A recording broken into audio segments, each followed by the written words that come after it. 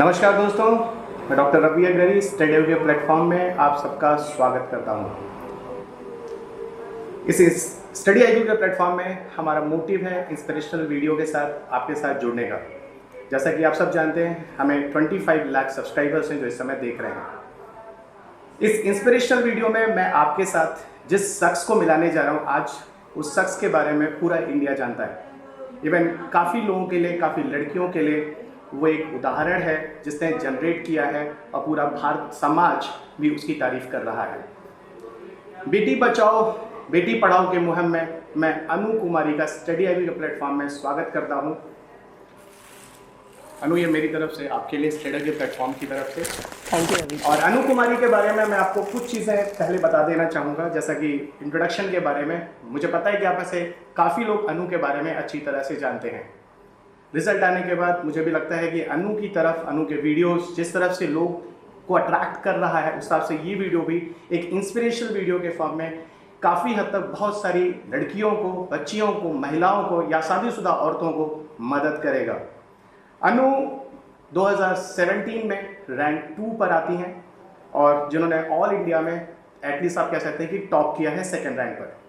अनु के पिताजी Shri Baljeet Singh Jaipur golden hospital Rohini में एचआर के पद पे थे। इनकी माताजी श्रीमती संतरो देवी जो हैं वो ऑलरेडी हाउसवाइफ हैं।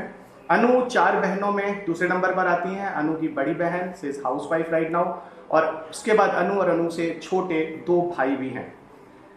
अनु आज 31 ईयर्स की हैं। अनु का ये दूसरा अटैम्प्ट है। अनु की स्टडी के बारे में बात करें तो अनु बीएससी फिजिक्स में ऑनर्स है और इन्होंने हिंदू कॉलेज दिल्ली यूनिवर्सिटी से बीएससी ऑनर्स किया है। साथ ही साथ अनु के बारे में, एजुकेशन के बारे में और चीज़ें मैं जोड़ दूं, अनु एमबीए भी है फाइनेंस एंड मार्केटिंग में, जो इन्होंने आईएमटी नागपुर से किया है। दोस्तों, अनु का मेन सोर्स जो रहा है वो प्रिपरेशन का इंटरनेट रहा है। जैसे इंटरनेट के बहुत सारे प्लेटफॉर्म है, जो यूट्यूब, इंटरनेट पे विकीपीडिया या बहुत सारे गवर्नमेंट साइट्स हैं जिसका अनु ने अच्छी तरह से यूज़ किया है। जैसा कि आप सब जानते हैं दोस्तों, आज की अगर बात करें, आज से 2 साल पहले की बात करें तो इंटरनेट पे सोर्सेज नहीं थे। आज 2 साल बाद की बात करें तो इंटरनेट पे सोर्सेज इतने ज़्यादा है कि आज उसमें कौन से ऑथेंटिक है या नहीं है, इस चर्चा में हम लोग बात करेंगे, जो आपको बहुत ज़्यादा आपके लिए बहुत ज़्यादा महत्वपूर्ण है। क्योंकि इंटरनेट पे जो सोर्सेज हैं उसमें रिलायबिलिटी कितनी है उसको समझने की ज़रूरत बहुत ज़्यादा है, क्योंकि यहाँ पे बहुत सारे इंफॉर्मेशन आ जाते हैं जिनकी ऑथेंटिसिटी नहीं है। तो वहाँ पे भी हम लोग अनु से बात करेंगे कि इसमें ऑथेंटिसिटी को लेके बात कैसे करनी चाहिए। दूसरा दोस्तों, अनु की कोई भी कोचिंग, किसी तरह का बैकग्राउंड इस तरह से नहीं रहा है। अनु का जॉब जो है, अनु ने एचआर में ऑलरेडी 9 साल की जॉब की है, जिसके लिए इन्होंने मुंबई, गुड़गांव, दिल्ली काफ़ी जगहों पे इन्होंने जॉब किया है। अनु ऑलरेडी हाउसवाइफ है, मैरिड वीमन है और इनका एक 4 साल का क्यूट सा बेबी भी है, वियान है। और अनु ने 9 साल पूरे जॉब करने के बाद इन्होंने जॉब छोड़ी है। अनु ने जो जॉब छोड़ा है, जो मुझे अनु से पता चला, अनु ने जून 2016 में अपनी जॉब छोड़ी है। उसके बाद अनु ने प्रिपरेशन शुरू किया है और पहला टाइम जून 2016 में, ध्यान रखिएगा दोस्तों, इसने जॉब छोड़ा है। उसके बाद इन्होंने अगस्त 2016 में पहला टाइम दिया है, जहाँ अनु के पास सिर्फ 1 या 2 महीने का टाइम था। उस ड्यूरेशन में भी अनु ने अपना एग्जाम दिया, जहाँ प्रीलिम्स 1 मार्च से अनु का रह गया था। तो एटलीस्ट अगर हम बोले तो दूसरा अटैम्प्ट अनु का पहला अटैम्प्ट होगा, जहां अनु ने एग्जाम दिया है 2017 में, और इस सेकंड अटैम्प्ट में या कह लो आप एटलीस्ट सीरियसली पहले अटैम्प्ट में यूपीएससी में सेकंड रैंक प्राप्त किया है। अनु का अगर बैकग्राउंड देखें दोस्तों, तो अनु ने किस तरह से प्रिपरेशन किया है, बहुत बड़ी बात है किसी महिला के लिए। एटलीस्ट घर को संभालते हुए या घर की जिम्मेदारी को रखते हुए और अपने बेटे की जिम्मेदारी रखते हुए किस तरह से इन चीज़ों को पूरा करना है, कैसे किया गया है, ये एक तरह से इंस्पिरेशन है, जो आज जो भी लोग मुझे इस वीडियो में देख रहे हैं उन महिलाओं के लिए एक प्रेरणा होगा। कुछ चीज़ें और मैं आपको बताऊं दोस्तों, जो एक थोड़ा सा इमोशनल टच है। अनु ने कैसी प्रिपरेशन किया है, जहाँ पे जैसा मैंने अनु से पूछा, अनु ने बताया कि सर तकरीबन अनु 1.5 साल, अनु का जो बेटा है छोटा सा वियान, क्यूट सा बेबी, वो करीब 1.5 साल तक वो अपनी अनु की मम्मा के साथ रहा है और अनु ने अपनी मौसी के साथ रहकर प्रिपरेशन किया है। यानी अगर मैं कहूँ तो यूपीएससी की तैयारी में किस तरह से घर वालों ने अनु का सपोर्ट किया, किस तरह से अनु मैरिड होने के बाद और एक 4 साल के बच्चे की माँ होने के बाद उन्होंने प्रिपरेशन किया, ये अपने आप में सोचने की बात है दोस्तों, क्योंकि आज बहुत सारे लोग हैं जो समय को बोलते हैं हमारे पास टाइम नहीं है, हम इन चीज़ों को नहीं कर सकते हैं। तो एक इंस्पिरेशन, एक प्रेरणा का स्रोत अनु है, जहाँ पे मैं अनु का वेलकम कर रहा हूँ और अनु से कुछ ऐसी चीज़ें पूछूंगा जिसके बारे में ये वीडियो पूरी तरह से प्रिपरेशन पर फोकस नहीं है, ये वीडियो पूरी तरह से इंस्पिरेशन पर फोकस है। अनु का जैसा भी कहना, अनु ने प्रिपरेशन के बारे में बहुत सारी इंफॉर्मेशन इंटरनेट पे डाल रखा है। आइए अनु से बात करते हैं, अनु के किस तरह के अनु की दिक्कतें आई हैं, अनु की प्रिपरेशन में अनु का इंस्पिरेशन क्या रहा है। जैसे कि आपके लिए आज अनु एक इंस्पिरेशन है, सिमिलरली अनु के लिए भी कोई ना कोई इंस्पिरेशन रहा होगा।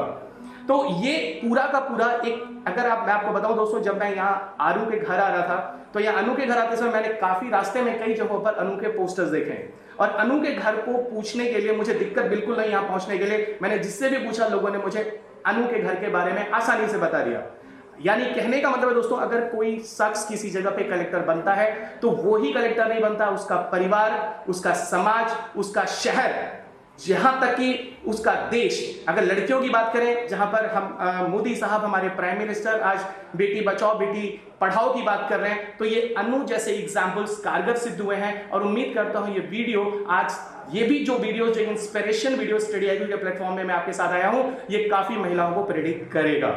सो अनु, पहले मैं आपसे ये जानना चाहूंगा कि आपका बचपन जो था, वो किस तरह का रहा है? क्योंकि काफी बच्चों के बचपन में जैसे बहुत सारी दिक्कतें आती हैं, कुछ लोगों को बहुत अच्छे घर मिल जाते हैं, तो आपका, जैसे मैंने आपको देखा कि आप लोअर मिडिल क्लास में आती हैं, तो आप मुझे बताएं, मेरे जो भी लोग मुझे सुन रहे हैं स्टडी आईक्यू पे, कि आपका बैकग्राउंड कैसा रहा है? जी, मेरे बैकग्राउंड की बात करें तो मेरी जो शुरुआत की शिक्षा है वो सोनीपत से ही हुई है। यहाँ एक स्कूल है शिवा शिक्षा सदन, तो यहाँ से मैंने, नहीं, प्राइवेट स्कूल है। अच्छा। ये प्राइवेट स्कूल है, तो फर्स्ट से लेके 12th तक की तैयारी या 12th तक की पढ़ाई मैंने इसी स्कूल से की है।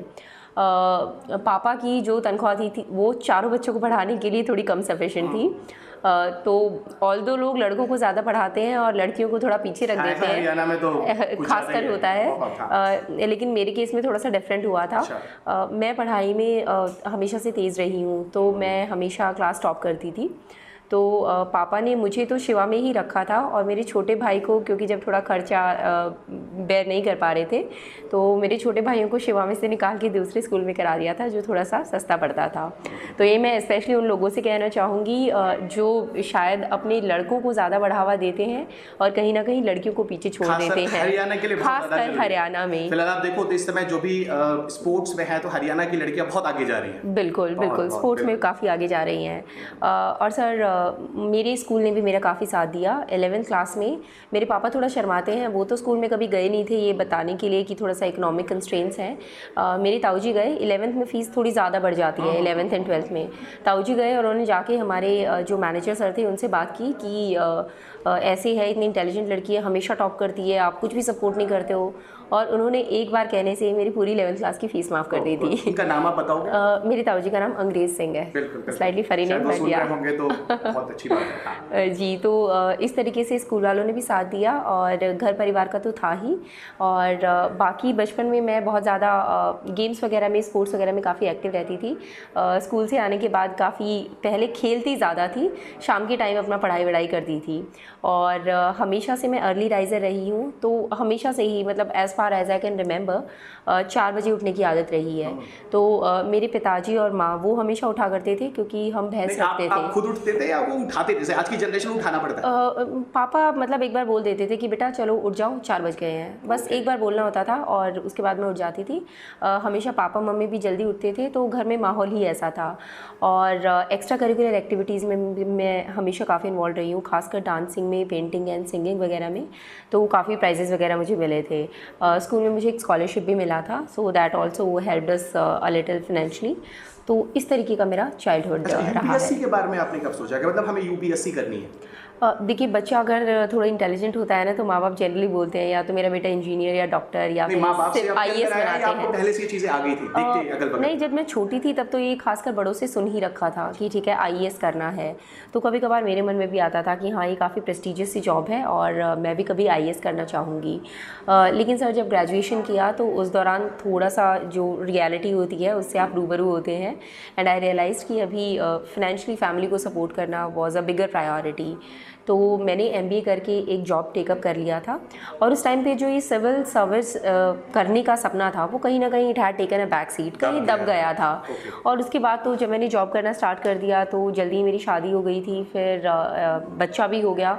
तो ऑलमोस्ट 2012 में मेरी शादी हुई थी और 2014 में मेरा बेटा पैदा हुआ था। तो फिर कहीं ना कहीं ये चीज़ टोटली दब गई थी। और ये इंस्पिरेशन आपको कहाँ से मिला? जैसे आज आप लोगों के लिए इंस्पिरेशन आपको कहाँ से मिला? लोग बिल्कुल जानना चाहेंगे। ज़िंदगी में जनरली मैंने इंस्पिरेशन ड्रॉ किया है स्वामी विवेकानंद से। मैंने उनकी बहुत किताबें पढ़ी हैं और मैं बहुत ज़्यादा उनसे इंस्पायर्ड महसूस करती हूँ। आई फील कि there is nobody like him and I don't think in future ever somebody like him will incarnate on earth. तो उनसे मैं बहुत ज़्यादा इंस्पायर्ड महसूस करती हूँ। और सिविल सर्विसेज के लिए मेरी जो इंस्पिरेशन थी वो ऐसा कोई इंसान वगैरह नहीं था, बट ये प्राइवेट जॉब करते करते ही मन में कुछ इस तरीके की फीलिंग आने लगी थी काफ़ी टाइम से कि वो ज़िंदगी नहीं जी रहे हैं जो शायद कभी सोची थी, जिसमें कुछ दूसरों का भी भला कर सकूँ, कुछ आंतरिक संतुष्टि हो, और एक मीनिंगलेसनेस के तरीके की फीलिंग काफ़ी ओवर पावर कर रही थी काफ़ी टाइम से। फिर भी हिम्मत नहीं जुटा पा रही थी कि हाँ शायद प्राइवेट जॉब छोड़ के मैं सिविल सर्विसेज कर लूँ। उसके लिए मुझे प्रोत्साहन दिया मेरे भाई ने और मेरे मामा जी ने। तो उन्होंने इतना प्रोत्साहन दिया। मेरे मामा जी ने मुझे एक SMS लिख के भेजा था कि बेटा अगर तुम अभी जॉब छोड़ के तैयारी करने के लिए लग जाओ तो तुम्हारे बेटे का खर्चा डोंट वरी मैं उठा लूँगा। तो हालांकि I never went to him कि आप ये खर्चा उठाइए, बट उनके SMS ने मुझे बहुत ताकत दी। और वो जो एक पॉइंट होता है ना, एक प्रेसिपिटेटिंग मोमेंट कहते हैं किसी चीज़ के लिए। अपने भाई और मामा का नाम लेना चाहोगे? हाँ, मेरे भाई का नाम ये मेरा जो 2 भाई हैं उनमें से छोटे वाला भाई है जो विनीत कुमार, उसने मेरा 2016 वाला फॉर्म भरा था और उसने फिर मुझे कन्विंस किया तू जॉब छोड़ दे। उसके कहने के बाद भी कहीं ना कहीं थोड़ा सा डर था, इंस्पायर मैं हो चुकी थी पर कहीं डर था। फिर मुझे मामा जी का SMS आया, कॉल भी नहीं था, उन्होंने एक सिंपल हिंदी में SMS लिखते हैं वो उन्होंने लिख के भेजा था। और उसके बाद आई डिसाइडेड कि ठीक है मुझे करना है। तो मैंने जॉब छोड़ दी और अगस्त 2016 में मैंने अपना पहला अटैम्प्ट किया। मेरे भाई का नाम है विनीत कुमार और मामा जी का नाम है अतर सिंह। ओके, विनीत क्या करते हैं अभी? विनीत अभी ऑडिटर सेलेक्ट हुआ है जम्मू कश्मीर में। और फिलहाल वो एक बैंक में कार्यरत है, तो वो भी जॉब छोड़ के वहाँ ज्वाइन करने वाला है। अच्छा, आपसे जैसे आपके रिजल्ट होने के बाद काफ़ी लड़कियां हो सकता है मिली हो, तो शायद उन्होंने बोला होगा कि मैं भी IAS के लिए जाना चाहूँगी। बिल्कुल। तो क्योंकि हमारे इस प्लेटफॉर्म पे भी काफ़ी लड़कियां आपको आज बिल्कुल सुन रही हैं, तो वो बिल्कुल जानना चाहेंगी कि आप उनके लिए ऐसा क्या बोलना चाहेंगे, क्या मोटिव मतलब देना चाहेंगे जिससे उनके लिए एक इंस्पिरेशन हो। देखिए, लड़कियों के प्रति मेरा विशेष रूप से प्रेम है।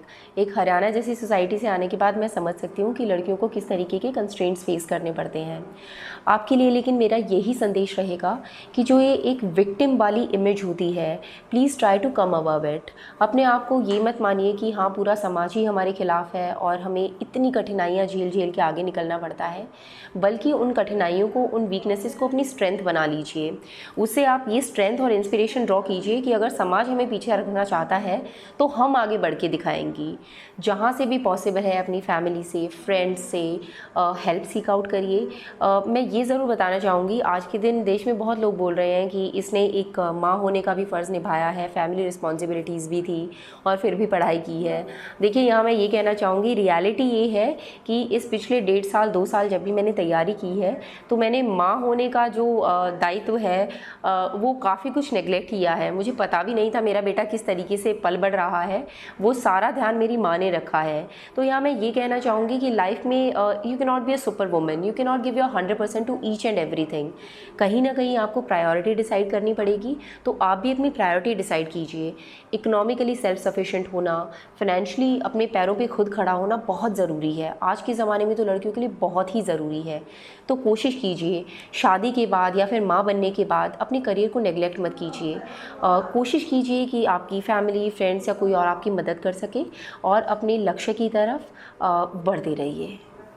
अच्छा, आप जैसे आपके बारे में मैंने सुना कि आपने अच्छी तरह से इंटरनेट को यूज़ किया, जो बहुत ज़्यादा ज़रूरी है, और डिजिटल इंडिया के मोटिव में जो हमारे प्राइम मिनिस्टर साहब लगे हुए हैं। और अभी जैसे एक न्यूज़ आया कि केरला में स्टेट PCS किसी ऐसे कूली ने निकाला है, जो फेसबुक में बहुत देख रहा हूँ। तो इस वेरी इंस्पिरेशन कि इंटरनेट के थ्रू, क्योंकि हम भी इंटरनेट के प्लेटफॉर्म पे हैं, तो ये इसको किस तरह से आप देखते हैं, मतलब क्योंकि इंटरनेट पे से मैंने अभी आपको बोला सोर्सेज बहुत ज़्यादा है, इनको कैसे फिल्ट्रेट करें, किन चीज़ों को लें, कैसे पढ़ें, क्योंकि आज काफ़ी बच्चों के लिए ऐसा है कि वो दिल्ली नहीं आ सकते या फीस नहीं दे सकते, क्योंकि आज जैसे काफी गरीबों के लिए है, जो जैसे मैंने बोला आप लोअर मिडिल क्लास से आते हैं, तो आपने कैसे इन चीजों को मैनेज किया? जैसे आपका भी कहना है कि आपने इस तरह से कहीं कोचिंग डायरेक्टली ज्वाइन नहीं की, आपने इंटरनेट का मतलब जरिया लिया, डिजिटल इंडिया मोटिव को लिया, केरला का वो इंस्पिरेशन जो कुली को मैंने देखा, तो इसको आप किस तरीके से हमारे मतलब स्टडी IQ प्लेटफॉर्म पे लोगों को बताना चाहोगे? ये एक बहुत ही इंपॉर्टेंट चीज़ है जो रवि जी ने रेस की है। आज के दिन टेक्नोलॉजी के इस्तेमाल करके जो हमारे देश के दूर दराज के इलाकों में लोग रह रहे हैं, वो लोग इस चीज़ को एक बहुत बड़ा ज़रिया बना सकते हैं सक्सेस के लिए, पढ़ाई के लिए। तो अगर आप दिल्ली से बहुत दूर रहते हैं तो उसे कंस्ट्रेंट ना मानिए, ये ना मानिए कि तैयारी नहीं की जा सकती। मैं आपको अपना पर्सनल एग्जांपल दे सकती हूँ। मैंने कोचिंग नहीं ली थी कोई, मैंने गांव में रह के तैयारी की थी। वैसे मेरा बेटा शहर में रहा है, लेकिन यहाँ पे बेटे के साथ पढ़ाई नहीं हो पा रही थी, तो क्योंकि मुझे मासी के पास एक एकांत वाली जगह मिली तो मैं अपनी मासी के गांव चली गई थी। वहाँ पे मैंने अपनी पढ़ाई का मैक्सिमम हिस्सा इंटरनेट के द्वारा कवर किया है। तो वहाँ पे अखबार नहीं आता था, इंग्लिश का अखबार नहीं आता था, हिंदी का तो आता था। तो मैंने करंट अफेयर्स ऑनलाइन पढ़ना स्टार्ट किया। अब यहाँ पे बात आती है कि दुनिया भर की वेबसाइट्स हैं, कोई ऑडियो से एक्सप्लेन करता है, कोई वीडियो से एक्सप्लेन करता है, कोई रिटन मटेरियल देता है करंट अफेयर्स कवर करने के लिए। तो there is a multitude of information, और इतनी इन्फॉर्मेशन मिलेगी कि अगर आप जगह जगह से कवर करना चाहेंगे ना तो यू कैन गेट लॉस्ट। तो इसलिए बहुत ज़रूरी है कि आप अपना प्रॉपर रिसर्च करके, बड़ों से गाइडेंस लेके, या जो पहले टॉपर्स रहे हैं उनसे गाइडेंस लेके अपना एक सोर्स डिसाइड करें, एक सोर्स या 2 source, and then stick to that source. Multiple जगह से कवर करने की कोशिश करेंगे तो आप लॉस्ट हो जाएंगे। तो इसलिए बहुत ज़रूरी है कि आप जो भी ज़रिया चुनें, चाहे वो आप किसी यूट्यूब के चैनल से प्रिपेयर कर रहे हैं, चाहे आप कोई वेबसाइट चूज़ कर रहे हैं, तो बड़ा जुडिशियसली उसे चूज़ कीजिए and then stick to one source. Multiple sources पे मत जाते रहिए, उससे टाइम ज़्यादा वेस्ट हो जाएगा। न्यू कमर्स को आप कैसा देखेंगे? जैसे जो अभी जस्ट आपको सुनकर जो इंस्पायर्ड हुए हैं, जो UPSC की तैयारी करना शुरू कर रहे हैं, तो आप बिगनिंग में उनको कैसे कहना चाहिए, किस तरह से शुरू करें? क्या डायरेक्ट सीधे किसी कोचिंग में जाएं, जैसे आपने किस तरह से काम नहीं किया है ना, या किसी सोर्स को पढ़ना शुरू करें, यूट्यूब पे जाएं, या जैसे अमूमन लोग कहते हैं NCERT पढ़े? अब शुरुआत में इन न्यू कमर्स के लिए बिल्कुल 5 मिनट आप बोलो। जी, न्यू कमर्स के लिए पहली बात तो मैं ये कहना चाहूँगी कि किसी की स्ट्रैटेजी को वर्बैटिम डायरेक्ट फॉलो करने की कोशिश मत कीजिएगा।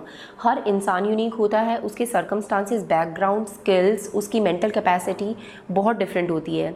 देखिए, मेरे लिए बिना कोचिंग के पढ़ाई कर पाना इसलिए मतलब सक्सेसफुल परहैप्स हो पाया है, मेरा बैकग्राउंड बहुत डाइवर्स रहा है सर। जैसे मैंने जब MBA फाइनेंस एंड मार्केटिंग किया था तो इकोनॉमी, फाइनेंस वगैरह मैं सब कुछ पढ़ चुकी थी। लेकिन आज के दिन अगर कोई साइंस बैकग्राउंड का बच्चा आता है और वो डायरेक्ट इकोनॉमी सिर्फ एक बुकलेट से पढ़ने की कोशिश करता है, तो परहैप्स उसके लिए कॉन्सेप्ट समझ पाना। BSc ऑनर्स हो फिजिक्स में, मैं फिजिक्स MBA फाइनेंस किया है, प्लस 9 ईयर आपका एक्सपीरियंस, कॉर्पोरेट वर्ल्ड का एक्सपीरियंस है। आपका इंटरव्यू में भी बड़ा अच्छा, आपका एक पब्लिक रिलेशन अच्छा रहा है। Exactly you are right. आपका कहने का मतलब जो अपना बड़ा इंटरडिसिप्लिनरी रहा है, इंटरडिसिप्लिनरी रहा, बिल्कुल। जो ये मेरा मल्टीपल डिसिप्लिन्स का फोकस था ड्यू टू माय बैकग्राउंड, उसने मेरी काफ़ी मदद की है। तो इसलिए मैं ये कहना चाहूँगी कि कोचिंग लेना या कोचिंग ना लेना, पहली बात कोचिंग लेना बिल्कुल भी 100% ज़रूरी नहीं है। बहुत बच्चे निकालते हैं बिना कोचिंग के, but at the same time ये भी नहीं है कि बिना कोचिंग के हर किसी का ही हो जाएगा। कोचिंग थोड़ा जरिया होता है, एग्जैक्टली, गाइडेंस होता है। आपकी अगर जो प्रॉब्लम्स रहती हैं वो आपको रिजॉल्व करा सकते हैं। मेरे पास ऐसी मोमेंट्स आती थी जब मेरे पास क्वेरीज होती थी but I could not find answers to them, और तो इस तरीके के मोमेंट्स होते हैं। इसलिए कोचिंग आपको एक गाइडेंस का अच्छा जरिया प्रदान करता है, और ultimately it is up to your hard work. और बाकी अपनी पहले स्ट्रेंथ्स और वीकनेसेस को रियलाइज़ कीजिए, किसी की भी स्ट्रैटेजी को डायरेक्टली कॉपी मत कीजिए। You are a unique individual, आप देखिए कि what works out for you. बाकी जहाँ तक रवि जी बात कह रहे थे आपकी कहाँ से शुरुआत करनी चाहिए, तो मेरे हिसाब से शुरुआत NCERT से करना बेहतर रहता है। वो थोड़ी आसान होती हैं पढ़ने में, समझने में। NCERT पढ़िए और उसके ऊपर आधारित क्वेश्चन सॉल्व करने की कोशिश कीजिए, MCQ सॉल्व कीजिए, ताकि आपको पता चलेगा कि आप इसमें से कितना ग्रैस्प कर पा रहे हैं, आप उसके आधार पे क्वेश्चन सॉल्व कर पा रहे हैं या नहीं। अगर नहीं कर पा रहे हैं तो then please go and join some coaching institute, ताकि आपको गाइडेंस मिल सके और आपकी क्वेरीज वगैरह रिजॉल्व हो सके। अच्छा, तो आपने सिर्फ प्रीलिम्स के बारे में बताया, ये साइट्स और इन चीज़ों को हम ले सकते हैं, यूट्यूब चैनल्स को भी फॉलो कर सकते हैं। मेंस के लिए आपकी रणनीति क्या थी? क्योंकि आप कह रहे हो कि आपने कोचिंग में इस तरह की हेल्प नहीं ली, तो फिर आंसर राइटिंग वो चेक कैसे कराते थे? जो इनसाइट्स ऑन इंडिया पे ही एक उनका इनिशिएटिव होता है जिसका नाम होता है सिक्योर। वो डेली वहाँ पे 8 क्वेश्चंस पोस्ट करते हैं, पेपर 1, 2, 3, 4 चारों के, और वो बोलते हैं कि उनका आंसर लिख के प्रैक्टिस कीजिए। तो मैंने वही प्रैक्टिस, मैं उनके क्वेश्चन देखती थी, रजिस्टर पे अपने आंसर लिखती थी, और ये लगभग मैंने 5 महीना लगातार किया, every single day without fail. इससे मेरी स्पीड भी बहुत इंप्रूव हो गई। मुझे कंटेंट को स्ट्रक्चर करना आ गया कि इंट्रो, बॉडी, कंक्लूजन, कहाँ पे फैक्ट्स एंड स्टैटिस्टिक्स डालने हैं, उस सब की प्रैक्टिस और रिहर्सल मैंने घर बैठ के ही की, और इनसाइट्स ऑन इंडिया की इनिशिएटिव से आपने खुद ही किया? इवैल्यूएट सर खुद ही किया।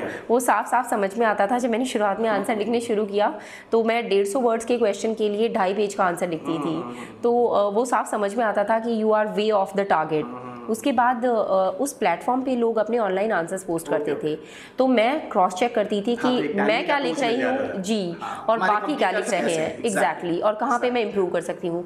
तो इस अप्रोच से मैंने आंसर राइटिंग को, मतलब आपका ये कहना है कि जब हम प्रिपरेशन करते हैं तो हमें अगल बगल देखना चाहिए। जैसे जी बिल्कुल, देख रहा था हरियाणा की वो जो दंगल, उससे मैंने देखा कि उसमें आमिर खान कैसे मतलब सारे दांव पे सीखता है, देखता है, फिर अपनी बेटी को बताता है। जी एग्जैक्टली। तो यानी आपका कहना मतलब जब प्रिपरेशन करते हैं तो आपको अगल बगल का ध्यान जरूरी है। ये रवि जी आपने बहुत इंपॉर्टेंट पॉइंट रेज किया है। मैं ये कहना चाहूँगी कि खासकर जब आप अकेले रहकर तैयारी कर रहे हैं, जब when you are cut off from the rest of the world, तो it is very important to take note of the competition that you are going to go against. Exactly, तो आपको पता होना चाहिए कि what is it that you are up against.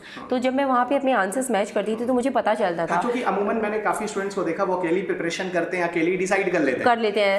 Sir तो पता नहीं चलता है। कई बार मुझे लगता था कि ठीक है तेरे इतने एमसीक्यू हो रहे हैं, दिस एंड दैट। जब ऑनलाइन जाके औरों का पढ़ती थी कि अच्छा मेरे तो 140 मार्क्स आ रहे हैं, मेरे 150 आ रहे हैं, और मैंने शुरुआत की थी सर कुछ 60-65 नंबर से, तो मुझे लगा कि हाँ दिस इज द टारगेट। आज के दिन बच्चे 100-150 स्कोर कर रहे हैं, तो this is something that you have to vouch for. तो इसलिए इट इज़ वेरी इंपॉर्टेंट कि आप एक अकेले भी रह के प्रिपेयर करें, but don't get cocooned in an environment. You have to be aware of your surroundings कि क्या कंपटीशन है, किस लेवल की आपकी प्रिपरेशन होनी चाहिए। तो इसलिए कहीं ना कहीं से अपडेटेड रहिए। अच्छा एक बात और बता रहा है, जैसे आपने एग्जाम तो इंग्लिश मीडियम में दिया जी, ठीक है, आपकी हिंदी बड़ी अच्छी है। अच्छा, आप हिंदी अच्छा लिखते हो? सर हिंदी लिखे तो काफ़ी समय हो गया है। बच्चों के लिए कुछ बातें करना चाह रहा हूँ। अच्छा। क्योंकि इनके नंबर ऑफ सिलेक्शंस बहुत कम हैं, काफ़ी कम है। मुझे लगता है कि ये तकरीबन अगर 1000 सिलेक्शन में से 10% भी हैं, तो उस बारे में मैं थोड़ा सा आपसे चाहूँगा कि आप 2 मिनट जरूर बोलो, क्योंकि हिंदी के श्रोता भी हैं अच्छी संख्या में। अच्छा, तो हिंदी के श्रोताओं को मैं ये कहना चाहूँगी कि देखिए मैं एक चीज़ मानती हूँ कि हिंदी में content availability Ravi ji that is a constraint जी, वो डेफिनेटली डिफ़िकल्ट है। और क्योंकि जो ये मल्टीपल वेबसाइट्स भी हैं, हम ऑनलाइन की बात कर रहे थे अभी कुछ समय पहले, तो मैक्सिमम सोर्सेज इंग्लिश में ही हैं। वो इंग्लिश के करंट अफेयर्स आते हैं, इंग्लिश में ही फिर बच्चे डिस्कशन कर रहे होते हैं एवरीथिंग। काफ़ी लोग कोशिश तो कर रहे हैं कि उसको लेकर हिंदी में ट्रांसलेट करने की, पर उस लेवल का जो हिंदू न्यूज़पेपर या द इंडियन एक्सप्रेस है उसको हिंदी में एग्जैक्टली नहीं कर सकते। तो उस गैप के लिए आप कुछ बोलोगे? सर उस गैप के लिए मतलब as such I am not aware. English जानना चाहिए, थोड़ी इंग्लिश आनी चाहिए, परहैप्स आनी चाहिए, क्योंकि हिंदू और इंडियन एक्सप्रेस जैसे न्यूज़पेपर्स को हाँ काफ़ी लोग इंपॉर्टेंट मानते हैं। मतलब बोल नहीं सकते तो समझना आना चाहिए। पर साथ ही मैं ये ज़रूर कहना चाहूँगी कि जो हिंदी मीडियम के स्टूडेंट्स हैं, आप प्लीज़ अपने मन में कभी भी हीन भावना मत लाइएगा, या ये मत लाइएगा कि आप कम्पीट नहीं कर सकते हैं अगर आपकी इंग्लिश अच्छी नहीं है। मैं कारण आपको ये बता दूं कि आप मेंस पेपर अपना हिंदी में लिख सकते हैं, आप इंटरव्यू के लिए अपीयर हो सकते हैं हिंदी में, रीजनल लैंग्वेज में लिख सकते हैं, आप रीजनल लैंग्वेज तक में लिख सकते हैं। उड़िया में जिस शख्स ने लिखा, ही गॉट 3rd रैंक। तो ये रीजनल लैंग्वेज, इवन आप पंजाबी में लिख सकते हैं। This is a very awesome thing, I was not even aware of it. ये सोचता हूं हिंदी माध्यम वाले ये क्यों कहते हैं कि हमारा सिलेक्शन नहीं होता, तो उड़िया वाला तो कह सकता है मेरे में भी होता है, मेरे में। और उसने तो आप बता रहे हैं कि उसने 3rd रैंक लाके दिखाया, which is a commendable achievement. Exactly. तो ये थोड़ा मतलब श्रोता को जरूरी है कि हिंदी माध्यम में पीछे नहीं हो सकते, पीछे नहीं हो सकते, जज्बा होना चाहिए। जी हाँ। और इंटरव्यू के लिए प्लीज़ अपने माइंड में रखिए, वो लोग इतने कोऑपरेटिव होते हैं, वो आपको चॉइस देते हैं कि अगर आप हिंदी में बोलना चाहें तो हिंदी में बोलें, लेकिन क्योंकि सभी वर्ड्स को हिंदी में नहीं बोला जा सकता शुद्ध हिंदी में, तो वो आपको ऑप्शन देते हैं कि आप हिंदी प्लस इंग्लिश रख लीजिए, इंग्लिश में बोल लीजिए। तो वो बहुत कंफर्टेबल है कि आपको जिस भी माध्यम में इंटरव्यू देना है। यहाँ तक कि जो बच्चे मेंस में पेपर इंग्लिश में लिख रहे हैं, उन लोगों को भी ये चॉइस है कि वो हिंदी में इंटरव्यू दे सकते हैं। तो इसलिए आप उस चीज़ को कंस्ट्रेंट ना मानिए। हाँ, मटीरियल अवेलेबिलिटी एबिलिटी थोड़ा कंस्ट्रेंट है, उसके लिए you can try out for different sources कि कहाँ से वो कमी पूरी की जा सके। तो अनु, हमने आपसे प्रीलिम्स के बारे में पूछा, मेंस में आंसर राइटिंग कैसे करें ये पूछा, अब हमें इंटरव्यू के बारे में बताओ कि आपका इंटरव्यू में अनुभव कैसा रहा है। अच्छा सर, मैं यहाँ पे कौन से क्वेश्चन पूछे गए? जी हाँ। मैं पहले थोड़ा सा बैकग्राउंड देना चाहूँगी। मेरे इंटरव्यू में ठीक मार्क्स हैं, आई गॉट 187 मार्क्स। यहाँ पे जो मेरा बैकग्राउंड है उसने मेरी काफ़ी मदद की है। देखिए, मुझे 8-9 साल का कॉर्पोरेट वर्ल्ड का एक्सपीरियंस है, तो मैंने बहुत इंटरव्यूज़ फेस किए हैं और बोलने की काफ़ी अच्छी प्रैक्टिस हो चुकी थी। तो पहली बात, मुझे इंटरव्यू के लिए बिल्कुल भी डर नहीं था रवि जी, मैं बिल्कुल भी हेजिटेंट नहीं थी, rather it was the most exciting part, जिसके लिए मैं बहुत एक्साइटेड थी। लोगों को डर होता है, हाँ, ये मेरे लिए एक्साइटिंग था कि हाँ, इंटरव्यू आएगा तो इसमें मज़ा आएगा। मैंने जितने भी मॉक इंटरव्यूज़ दिए थे, मैंने मल्टीपल इंस्टीट्यूट्स पे मॉक इंटरव्यूज़ दिए थे और मेरे मॉक इंटरव्यूज़ में मुझे बहुत ही बढ़िया रिव्यूज़ मिले थे। हालांकि मेरे उतने अच्छे मार्क्स नहीं आए जितना मैं एक्सपेक्ट कर रही थी, बट मुझे यहाँ तक भी बोला गया था कि आप 200 प्लस तो हो ही हो और 230 तक भी आ जाओ तो I will not be surprise. 187 मेरा आया है। इस साल जो इंटरव्यू का स्कोर रहा है वो काफ़ी कम रहा है, 206 इज द हाईएस्ट और 200 अबव कुछ ही स्टूडेंट्स के रहे हैं। तो अदरवाइज जनरली 210, 215 तक बच्चे आराम से पहुंच जाते थे। इंटरव्यू में आपका मतलब ऐसे कौन से क्वेश्चंस थे, किस पर चीज़ें पूछी गई? जी, आप एक फीमेल हो तो फीमेल के लिए अच्छा होगा। जी हाँ, फीमेल संबंधित भी मुझसे कई क्वेश्चंस पूछे गए थे। जैसे खासकर क्योंकि मैं मैरिड हूँ तो एक मैम थी इंटरव्यू बोर्ड में, पैनल में, मैम ने मुझसे पूछा था कि आजकल की लड़कियाँ जॉइंट फैमिलीज में नहीं रहना चाहती हैं, what is your take on that, do you agree और डू यू नॉट अग्री। फिर पूछा गया था जॉइंट फैमिलीज डिसइंटीग्रेट हो रही हैं, क्यों हो रही हैं, आजकल बच्चे सुसाइड कर रहे हैं, students are committing suicide, what is the reason for that, हमारे एजुकेशन सिस्टम में क्या फ्लॉज हैं, हमारी एक नेशनल हेल्थ प्रोटेक्शन स्कीम करके जो नई इंश्योरेंस स्कीम गवर्नमेंट प्रपोज की थी बजट में, उससे संबंधित मुझसे क्वेश्चन पूछा गया था कि इसकी क्या क्या कमियां हैं और क्या तुम्हें लगता है कि ये सक्सेसफुल हो पाएगी।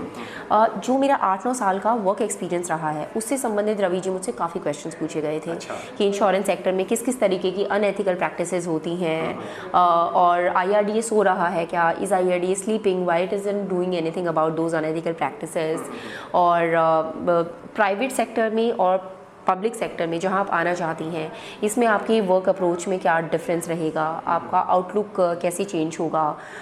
You have worked in the corporate sector for 9 years. What kept you motivated? What kept you going? And what have been the learnings during this phase? और फिर करंट अफेयर से संबंधित काफ़ी पूछे गए थे, काफ़ी तो नहीं, कुछ क्वेश्चन पूछे गए थे।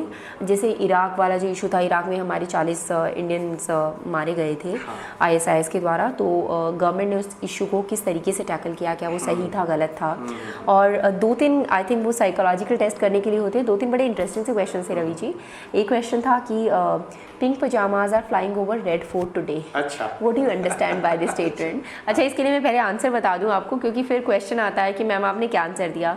मुझे इसका आंसर नहीं पता था, तो मैंने स्माइल करके सर को बोला था, sir it is a very interesting question but I am sorry I don't know its answer. तो वो लोग हंसने लग गए थे, दे स्माइल्ड एंड फिर सर ने खुद एक्सप्लेन भी किया था।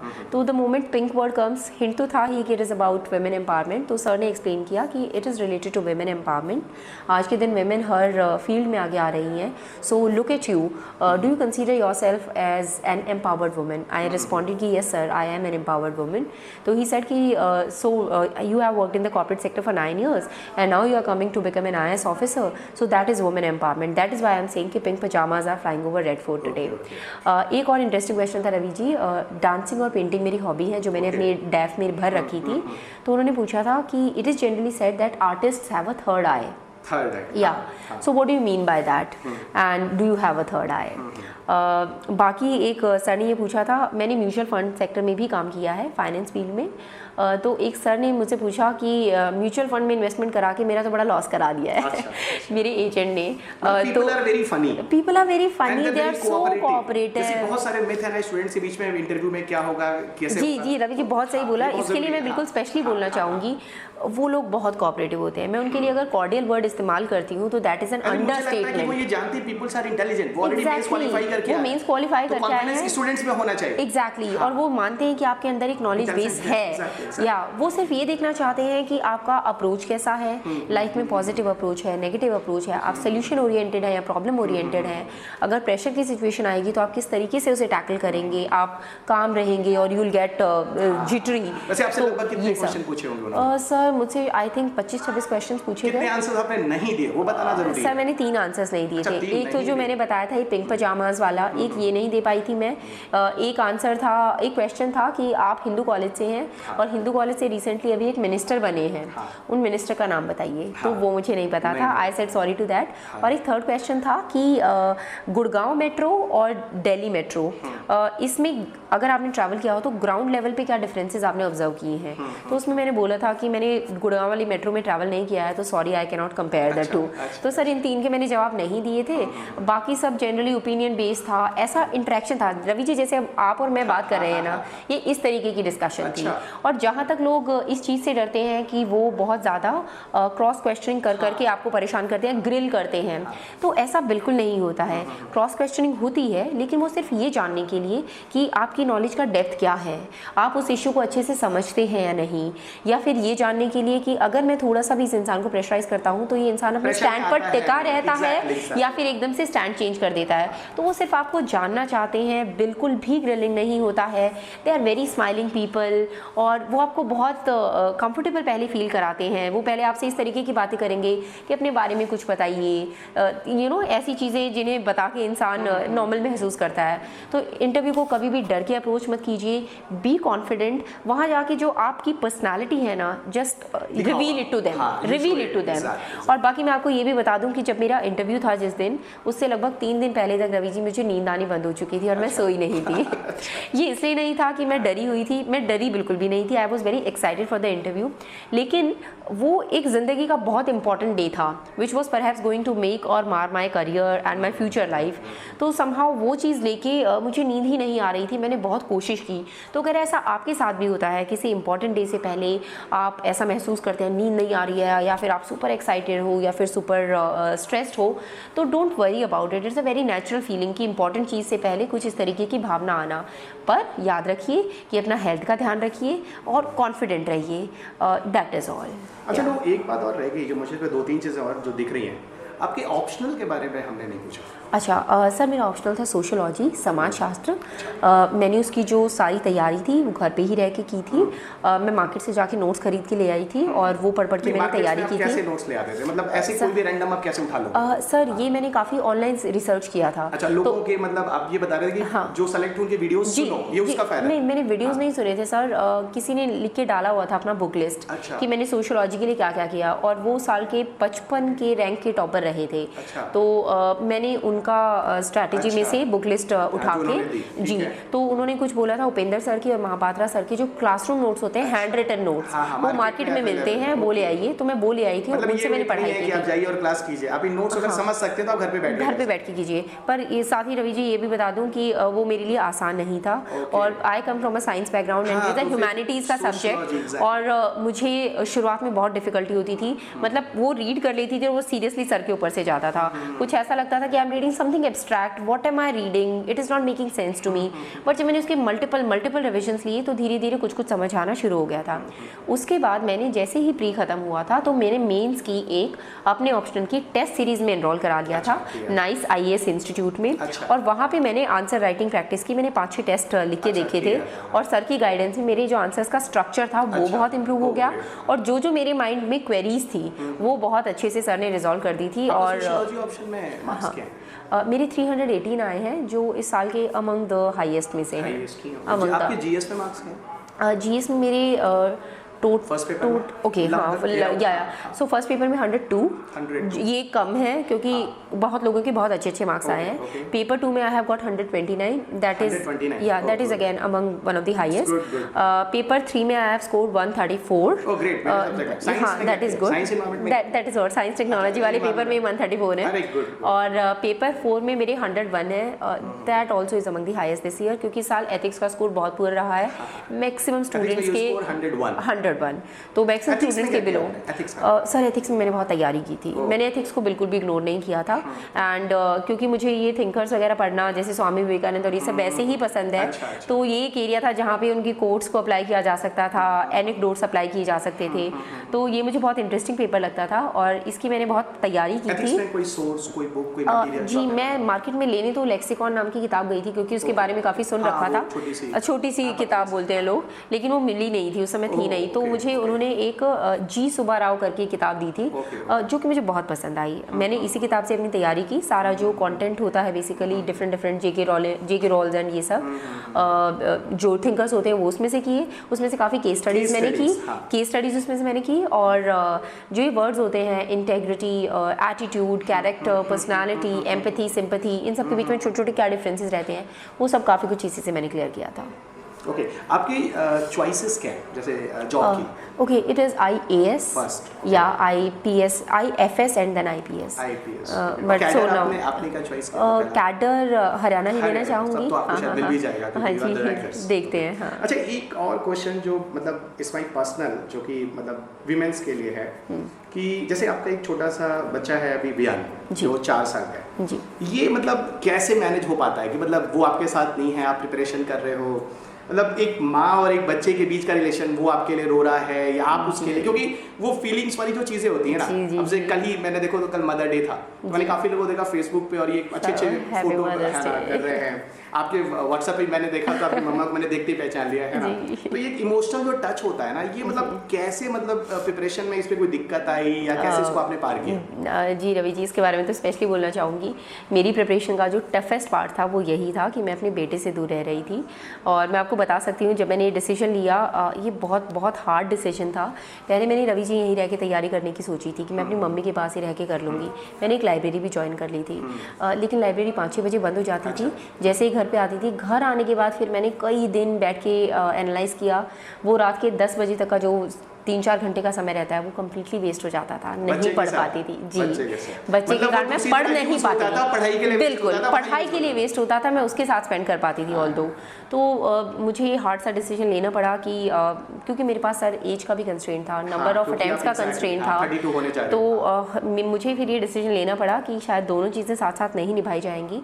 तो अभी मैं थोड़ा सा लाइफ में मैंने प्रायोरिटी डिसाइड की कि career making is a priority, और मेरी माँ ने मेरे बेटे का इतना ध्यान रखा है, मैं ऑनेस्टली बोल रही हूँ, दिल से बोल रही हूँ, इतना ध्यान मैं नहीं रख सकती रवि जी, उन्होंने उसका इतना ध्यान रखा है, तो क्योंकि मैं आश्वस्त थी जी, बिल्कुल वो माँ की माँ होती है, वो नानी माँ होती है, तो मैं हाँ ये भी बता दूँ बहुत डिफ़िकल्ट था मैनेज करना।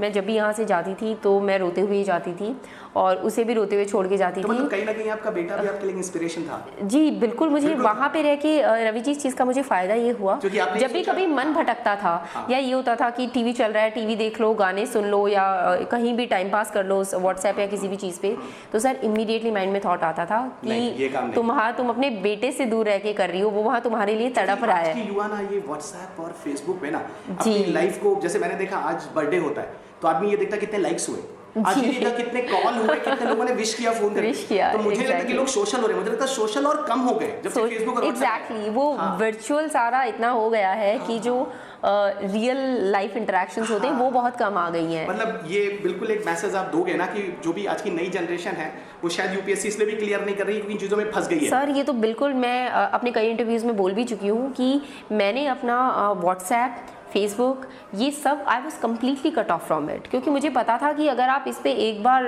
एक्टिव हो जाते हैं, 10 मैसेजेस आएंगे, आप 10 के रिप्लाई करेंगे, आप 10 लोगों के स्टेटस चेक करेंगे, तो इतना टाइम वेस्ट हो जाता है, तो I was completely cut off from it. वैसे एक बात मैं बताऊँ, आई वॉज शॉक्ड जब आपका रिजल्ट आया, तो मैं जैसे रैंकर्स ढूंढ रहा था तो आपको मुझे फेसबुक प्रोफाइल नहीं मिला, या तो आपने लॉक कर रखा था या तो कोई पेज था, मतलब it was difficult to contact. Sir I think वो नाम के कारण भी हो गया था, क्योंकि मेरा फेसबुक प्रोफाइल मेरे भोकर सरनेम से है, जो मेरे फादर का सरनेम है, तो वो अनु कुमारी से नहीं है, शायद इसलिए ही रहा होगा। तो शायद अब आप मुझे भेजना जी जरूर।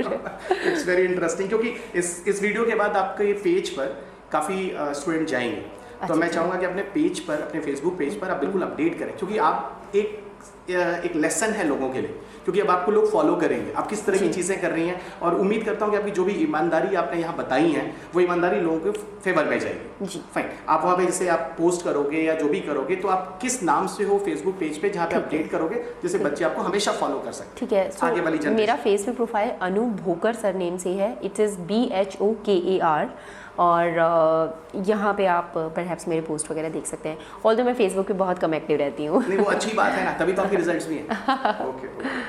तो अनु, लास्ट में मैं आपसे कहूँगा कि आप कोई मैसेज अगर देना चाहें तो आप दीजिए पूरे भारत के लिए। एक ऐसा लेसन हो जो हमारे सरकार, हमारी समाज और ऊपर से पूरा हरियाणा है ना, मतलब अगर हम इंडिकेट करके इंडिया की बात करें तो किस तरह से अब आपका पर्सपेक्टिव है, पहले आपका क्या पर्सपेक्टिव था, रिजल्ट होने के बाद आपका क्या पर्सपेक्टिव है, और एक बात और जानना चाहूंगा कि आपके बेटे में भी कुछ ऐसी समझ है अभी कि वो समझता है कि पहले मम्मा थी और एक कलेक्टर मम्मा है? मेरा बेटा तो सर ये कहता है कि हमारे घर में शादी हो रही है और मेरी मम्मा की शादी हो रही है कई दिन से। This is what he tells all the people, और उसे ये भी नहीं पता है तो मैं समझ सकता हूं, और उसे बिल्कुल नहीं पता है कि क्या हुआ है, क्या रिजल्ट आया है। और सर जहाँ आप मैसेज की बात कर रहे हैं तो खासकर मेरा अपने युवा वर्ग से और अपने भाइयों से, अपने जो हमारे समाज के लड़के हैं उन्हें एक हाथ जोड़ के रिक्वेस्ट है कि आपके आसपास जो लड़कियां हैं, जो औरतें हैं, वर्क प्लेसेस में, स्कूल्स में, कॉलेजेस में, रेलवे स्टेशंस पे, बस स्टॉप्स पे, please make them feel safe. अगर आपके सामने से कोई लड़की या औरत गुजरती है तो कृपा करके उसे बुरी नज़र से ना देखें, उन चुभती नज़रों से ना देखें जिसके कारण एक लड़की घर से निकलने में शर्म महसूस करे। एक सेफ एनवायरनमेंट क्रिएट कीजिए। आपके सामने अगर कोई ईव टीजिंग कर रहा है देन डोंट स्माइल और लाफ अबाउट इट। उस केस में अगली बार आपकी मम्मा आपकी बहन भी हो सकती है, वो भी किसी की मम्मा और बहन है जी। अगर आप बढ़ के और किसी को रोकेंगे ऐसा करने से तो मैं कहती हूँ हमारा समाज एक बहुत सुरक्षित और बहुत अच्छा समाज बन सकता है। और बाकी आप सभी से ये आग्रह करना चाहूँगी, बड़ी ड्रीम्स रखिए, बड़ी होप्स रखिए, उन्हें रियलाइज़ करने के लिए भरसक प्रयास करने चाहिए, सपने खूब देखिए। और जो बड़े बड़े स्कॉलर्स, बड़े बड़े थिंकर्स कह के गए हैं, जैसे हमारे स्वामी विवेकानंद हैं, ex president APJ Abdul Kalam हैं, dreams are not that you see while sleeping, dreams are what don't let you sleep. कितनी इनकरेजिंग, कितनी बढ़िया बात कही है उन्होंने। इस तरीके की थॉट्स को अपने माइंड में डाल के रखिए और aim at the stars and shoot high. बिल्कुल, क्योंकि अभी मैं APJ कलाम की एक बुक पढ़ रहा था, बुक नहीं शायद कोई आर्टिकल था, उसमें उन्होंने लिखा था कि इंडिया 2015 में खुद ही डेवलप हो जाएगा। तो मैं बड़ा मतलब अब ऐसा ही स्टेटमेंट अगर हो कि APJ कलाम लिखे कि इंडिया अपने आप 2050 में विकसित राष्ट्र हो जाएगा तो पढ़ना बनता है। तो मैंने उसमें पढ़ा तो उसमें ये लिखा था कि इंडिया के पास जो पोटेंशियल है पूरी दुनिया में किसी के पास नहीं, जो आपने अभी बोला, that is youth, demographic dividend, youth बिल्कुल, जो कि India is that country in the world which have a maximum youth, जो हम हैं, जो हम जनरेशन वाले बिल्कुल, और ये दुनिया में सबसे ज्यादा नंबर में। यानी अगर हमारा यूथ अगर उसकी एनर्जी को चैनलाइज किया जा सके तो इंडिया विकसित राष्ट्र है। इंडिया विकसित राष्ट्र है। इनफैक्ट ये हमारी सबसे बड़ी स्ट्रेंथ है जिसके कारण और देश भी हमसे डर रहे हैं कि हाँ अभी इंडिया बहुत बहुत डेवलप होकर आगे आने वाला है। तो बिल्कुल अपनी एनर्जीज को राइट चैनल्स में राइट डायरेक्शन में चैनलाइज कीजिए और पूरी कोशिश कीजिए अपने सपनों को साकार करने की। फिर हमारा भारत भी देश की, संसार की सबसे बड़ी सुपर पावर और बहुत जगत गुरु कहला सकता है। ये आप पे ही निर्भर करता है। बिल्कुल। तो अनु, उम्मीद करता हूँ कि आपका ये इंस्पिरेशन जो भी थॉट्स हैं, जो स्टेटमेंट्स हैं, वो नई जनरेशन के लिए बहुत ही एनर्जेटिक होगा और एक नया एक भविष्य देगा। एक भारत के लिए भी एक नया भविष्य होगा, क्योंकि आप भी भारतीय प्रशासनिक सेवा में जा रहे हो, आप राष्ट्र के लिए कुछ करने जा रहे हो। और उम्मीद करता हूँ कि आपके भी बहुत सारे फॉलोअर्स होंगे, आपको भी लोग आपको फॉलो करेंगे, और इसके विश्वास के साथ मैं आपका धन्यवाद देता हूँ। बाकी आपका टाइम देने के लिए थैंक यू सो मच, और आप अच्छे से आगे बढ़ें, राष्ट्र का नाम करें, हम भी आपको देखें आगे आने वाले 30-40 सालों तक। धन्यवाद। Thank you Ravi ji, thank you. किसी भी बच्चे के लिए, चाहे वो लड़का हो चाहे वो लड़की हो, अमूमन उसका कोई ना कोई आदर्श होता है। जैसा कि अनु से बात करके हमें पता चला कि अनु का जो आदर्श है, अनु के माता पिता हैं।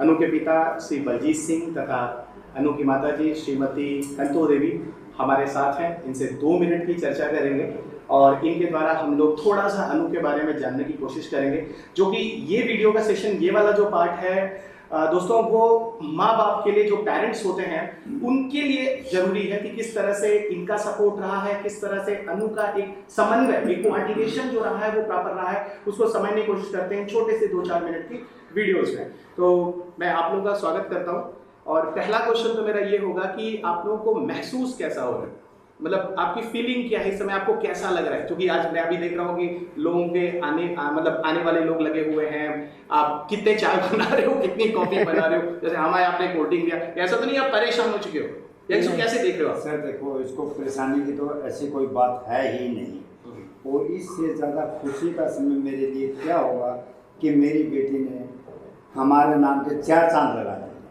और इतनी ऊंचाइयों पर मैं तो ये कहता हूँ, भगवान से दुआ करता हूँ इतनी ऊंचाइयों पर चढ़े कि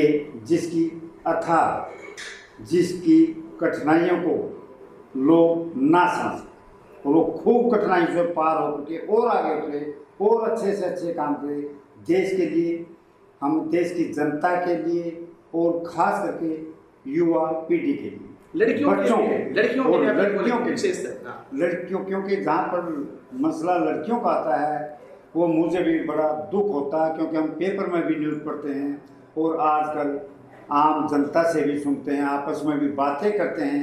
तो मेरे को जब किसी भी बेटी का कोई रेप है, कहीं मर्डर है, इस तरह के मतलब जो ऐसी घटनाएं आती हैं, तो अगर मैं ज़्यादा नहीं कहूँगा तो मैं तो बहुत ज़्यादा उतावला हो जाता हूँ इन चीज़ों, क्योंकि मुझे बहुत बुरा लगता है, मैं कर कुछ नहीं सकता, लेकिन ये दिमाग में आती है अगर मेरे पास गोली हो तो मैं इतनी गोलियां मार दूँ, इतने मार दूँ कि मेरे को जगह ना।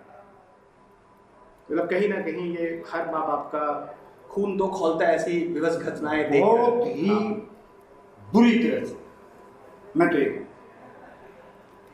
और मेरी बेटी ने जो संघर्ष किया है, संघर्ष करके आगे बढ़ी है और हमारा नाम रोशन किया है, और इससे ज़्यादा बड़ी खुशी की बात हमारे लिए क्या हो सकती है?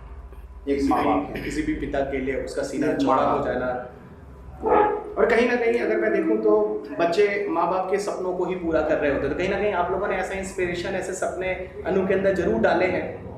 जैसे आज की जनरेशन ये सोचती है कि माँ बाप हमारे ऊपर थोप रहे हैं। मेरा प्रश्न ये था कि ऐसा तो नहीं कि जैसे कि आज के माँ बाप बच्चों में चाहते हैं कि वो उनके सपने पूरे करें, तो कहीं ऐसा तो नहीं आपने उनको थोपा है या उन्होंने खुद इन चीज़ों को लिया है या उन्होंने आपके सपने को ही अपना सपना बना लिया? जो बहुत बड़ी बात करना चाह रहा हूँ, क्योंकि आज की युवा के लिए बहुत सारी मूवीज आ रही हैं जहाँ लगता है कि युवा को छोड़ देना चाहिए, अपने हिसाब से काम करना चाहिए। इसमें युवाएं आज की जो है बहुत ज़्यादा भटक भी रहे हैं।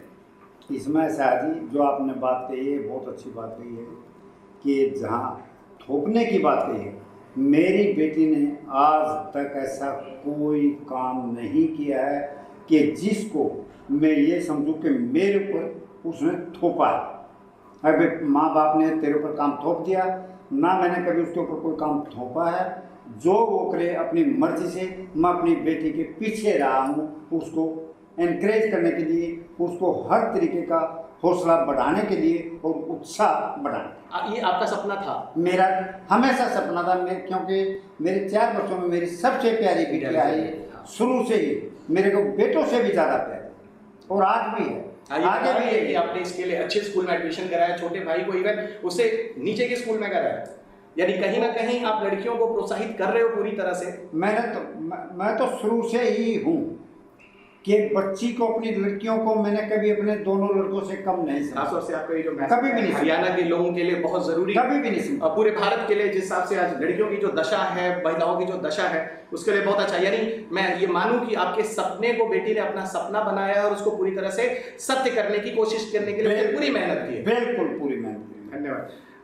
मैम मैं आपसे बात करना चाहूँगा श्रीमती सैंड्रो देवी से कि थोड़ा सा बचपन बताइए, क्योंकि जितना अच्छा बचपन आप बता सकते हैं अनु के बारे में, उतना अच्छा बचपन अमूमन मेल नहीं बता सकते। क्योंकि मैंने देखा जैसे मेरे पिताजी थे तो हमेशा ऑफिस जाते थे, काम करते थे, तो मैक्सिमम टाइम महिलाएं होती हैं जो बच्चों को नर्चर होते देखती हैं, बड़ी होती हैं। अनु कैसी रही है, क्या रहा है, ये लगन उसमें इस तरह की इंस्पिरेशन कैसे आई है, थोड़ा सा ब्रीफ करो 2 मिनट में, जैसे भी आप कर सकते हो, जो एक तरह से एक प्रेरणा हो, या बचपन में कैसी रही है, जो भी आप बोलना चाहो, व्हाटएवर एक मैसेज जो हमारे श्रोता हैं, जो हमें सुन रहे हैं, पूरा भारत जो हमें देख रहा है, इन चीज़ों को समझ सके। ये इंटेलिजेंट तो ये शुरू से ही थी भैया।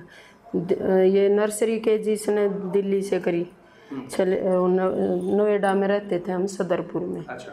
हाँ, वहाँ भी ये नर्सरी में भी फर्स्ट KG में भी और यहाँ का फर्स्ट में करवाई थी शिवा शिक्षा में। अच्छा। और खेलने में उसमें शुरू है इसका कुछ, हाँ। फिर यहाँ तो इसने कि पढ़ाई के साथ साथ हर एक उसमें वो लिया, खेल कूद में, डांस में, हर एक चीज़ में। और यहाँ हमने तो बचपन में इनके लड़कों वाले शौक थे या उम्र लड़कियों वाले शौक थे? शौक तो बस इसके सारे लड़कों वाले ही थे। लड़के वाले, हाँ, लड़कों वाले थे कि हमें हाँ, कुछ करना खेलना है, कूदना, कुछ- हाँ, Exactly. सही। तो बचपन में कैसी थी? शांत थी, चुलबुली थी, एक्टिव थी? ये 3-4 महीने की तब तो बहुत रोती थी। अरे, उस समय तो- बहुत परेशान करती थी। उसके बाद नहीं, बड़े फिर होने पर मतलब कैसा रहा? कभी फ्रस्ट्रेट हो जाना, पढ़ाई से थक जाना, कभी इस तरह की कोई जो चिढ़ाहट उसके अंदर कभी? पढ़ाई से कभी नहीं थकी है। वैसे अपने भाइयों को, हाँ, ये मजाक में और उसमें बहुत वो करती थी। कभी बर्थडे को बोल देती थी, अरे दीपू तेरा इसने छोटे ने दीपू ने पिटाई कर दी तेरी, तो उसको मार। फिर उसको बोल देती थी। दोनों की मतलब आपस बचपन में की जो मौज मस्ती भाई बहनों की होती हाँ, है वो चलती रहती है। दोनों ठीक है, आप लोगों का भी मैं बहुत शुक्रिया अदा करता हूँ और अपने स्टडी प्लेटफॉर्म पे आप लोगों का धन्यवाद देता हूँ। अगर आप कुछ मैसेज देना चाहें खास तो लड़कियों के लिए तो आप दे सकते हैं कि लड़कियों को क्या करना चाहिए, किस तरह की चीज़ें होनी चाहिए, क्योंकि आज की जो सोसाइटी है काफ़ी मॉडर्न हो गई है। तो लड़कियां भी जैसे आजकल बहुत ही मतलब डैशिंग और जो आज मूवीज और जो स्टाइल है उस दुनिया में जी रही हैं, वास्तविकता को भूलकर। जैसा कि आप बोल रहे हो कि अनु वास्तविकता में रही है, हमेशा रूट लेवल से जुड़ी रही है। हमेशा अनुशासन में और उसमें। ये तो पढ़ाई के टाइम भी ज़्यादा बोर सी हो जाती तो जैसे स्वामी विवेकानंद का वो पढ़ लिया, थोड़ा ये भगवान का भजन सुन लिया मोबाइल से, और उसमें धार्मिक विचारों में भी सभी तरह मतलब, हाँ, कभी वो नहीं हो गया, हर एक उसमें हो रही है अनुसार। ओके, सो आप सबका धन्यवाद। बहुत अच्छा लगा आपको मिलकर।